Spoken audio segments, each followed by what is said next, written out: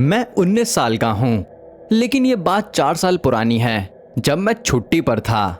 मैं, मेरे 3 दोस्त और हमारे मम्मी पापा सब टोरंटो घूमने गए थे। शुरुआत में सब कुछ प्लान के मुताबिक चला और हमने खूब मस्ती की, लेकिन चौथे दिन कुछ ऐसा हुआ जो बहुत अजीब था। उस दिन हम देर से उठे और नाश्ते के बाद पूल में जाने का प्लान बनाया। खाने के बाद हम सीधा पूल में गए और मजे करने लगे। करीब 20 मिनट बाद गार्ड जोर से चिल्लाया कि सब लोग पूल से बाहर निकलें और तुरंत अपने अपने कमरों में चले जाएं। हमें लगा कि गार्ड मजाक कर रहा है, लेकिन बाकी सभी लोग डरकर भागने लगे। मेरे एक दोस्त ने लाइफ गार्ड से पूछा तो उसने बताया कि उसे सिक्योरिटी से खबर मिली है कि होटल में कोई घुसा है, मैनेजर की हत्या कर दी है और हत्यारा अभी भी अंदर है। हम फौरन अपने कमरों की ओर भागे, दरवाजा बंद किया और पर्दे खींच दिए। तभी एक दोस्त ने बाहर वॉकवे पर कुछ अजीब देखा और हमें भी देखने को कहा। जो हमने देखा वो बहुत डरावना था। वो हत्यारा था और उसके हाथ में खून से सना चाकू था। वो एक कमरे में घुसने ही वाला था कि मेरे दोस्त की आवाज पर रुक गया, हमारी तरफ घूरने लगा। हम तुरंत खिड़की से हट गए, लेकिन उसने हमें देख लिया था। फिर वो पागलों की तरह हंसते हुए हमारे दरवाजे को खोलने की कोशिश करने लगा। कुछ ही सेकंड में वो दरवाजा खोल चुका था। उसने अंदर झांका, हमें देखा और बोला, तुम्हें पकड़ लिया। फिर उसने हम पर हमला करने की कोशिश की। पहले मेरे दोस्त को चाकू से निशाना बनाया, लेकिन मैंने एक कांच का कप लिया और उस पर फेंक दिया। वो दर्द से चिल्लाया और सिर पकड़कर मेरी ओर मुड़ा। एक दोस्त ने बोतल से उसके सर पर वार किया और उसे बेहोश कर दिया। हमने उसे बांध लिया और पुलिस आई। वो एक शैतान पूजक और अपराधी था जो हाल ही में मेंटल हॉस्पिटल से भागा था। उसने होटल में 9 लोगों की हत्या की थी। मुझे और मेरे दोस्तों को ये जानकर राहत मिली कि हमारे मम्मी पापा सुरक्षित हैं। इस बात को अब 4 साल हो गए हैं। मैं सोचता हूँ कि अगर हमने लाइफ गार्ड की चेतावनी को नहीं माना होता तो क्या होता। हेलो, मैं इंडिया से रतिकांत हूँ। मैं अभी हाई स्कूल में हूँ और शहरी इलाके में रहता हूँ। ये उस घटना की कहानी है जिसने मेरे जीवन की दिशा बदल दी। ये घटना तब हुई जब मैं 5 या 6 साल का था। हम अपने पुराने गांव में रहते थे।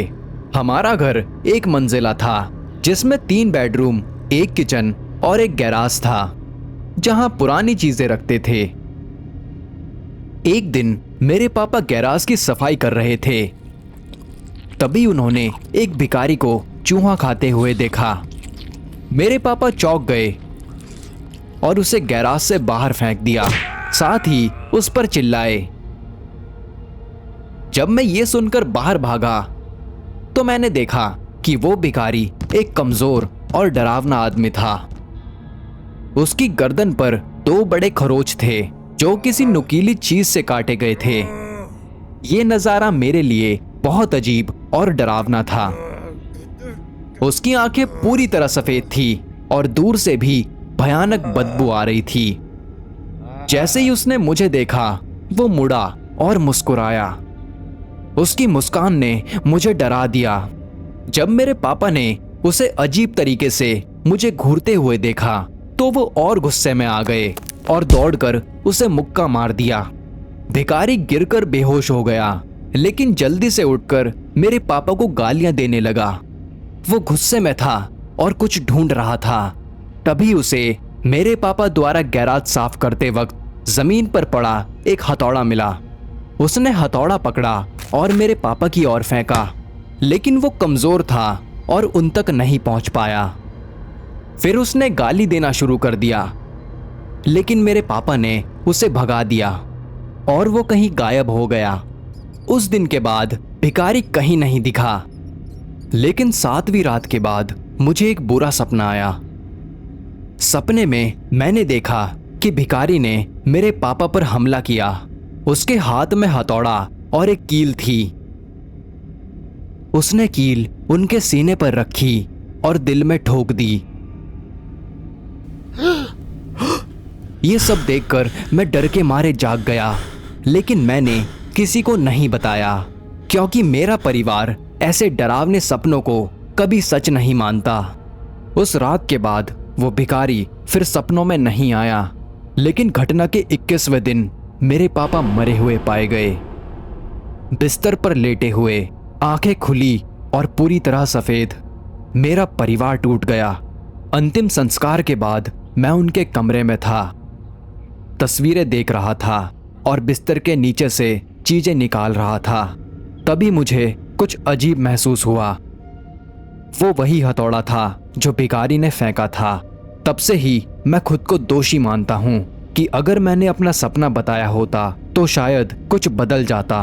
अब मैं ये सब आपसे कह रहा हूँ और जल्द ही मैं अपनी माँ को भी बताने की सोच रहा हूँ, लेकिन मैं नहीं जानता कि वो क्या सोचेंगी।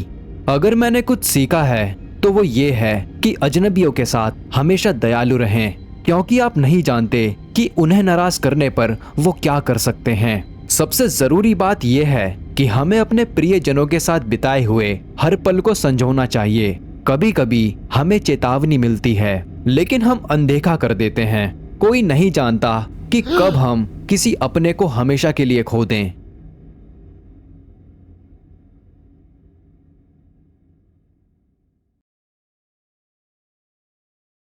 मेरी कहानी 2016 की गर्मियों की है, जब मैं क्रोएशिया के एक गांव में रहती थी जहां बहुत कम लोग रहते थे।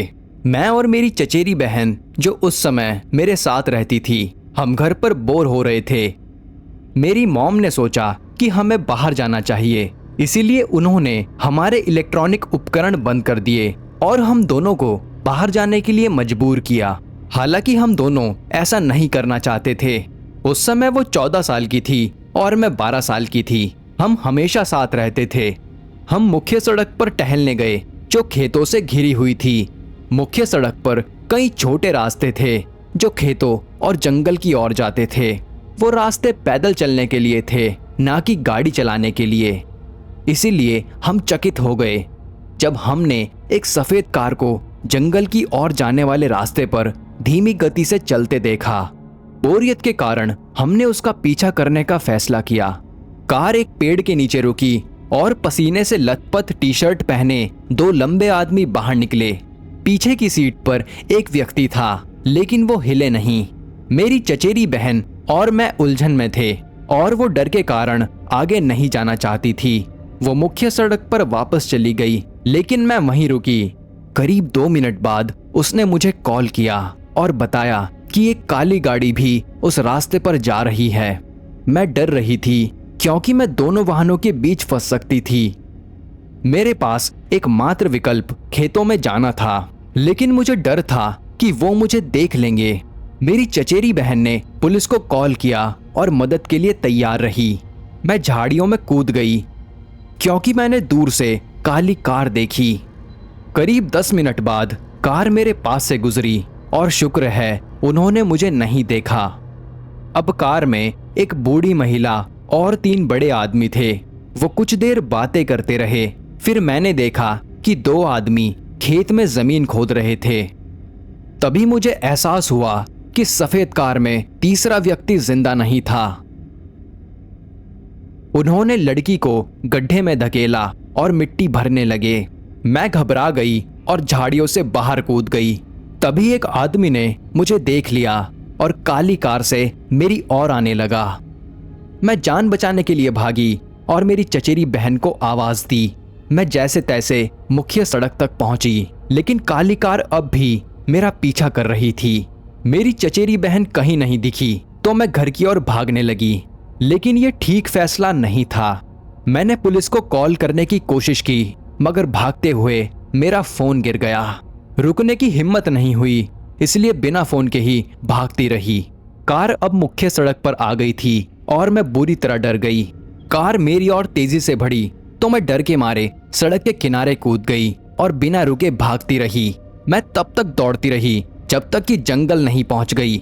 मुझे याद था कि मेरी दोस्त का घर जंगल के दूसरी तरफ है, इसीलिए मैं उसी ओर भागती रही। करीब 20 मिनट तक दौड़ने के बाद मैं उसके घर पहुंची। उसकी मॉम ने मुझे देखा कि मैं घबराई हुई थी और तुरंत पुलिस को और मेरे परिवार को कॉल किया। मुझे बाद में पता चला कि मेरी चचेरी बहन डरने लगी थी क्योंकि उसने और भी काली कारों को गुजरते देखा था, इसीलिए वो वापस घर भागी। जब पुलिस 30 मिनट बाद पहुंची तो मैंने उन्हें उस जगह को दिखाया जहां शव को दफनाया गया था, लेकिन वहां कुछ भी नहीं था, सिर्फ एक गड्ढा, कोई कार नहीं, कोई लोग नहीं और कोई शव नहीं था। मुझे अपना फोन भी कभी नहीं मिला और मैं आज भी सोचती हूँ कि वो लोग कौन थे और उन्होंने उस लड़की के साथ क्या किया था।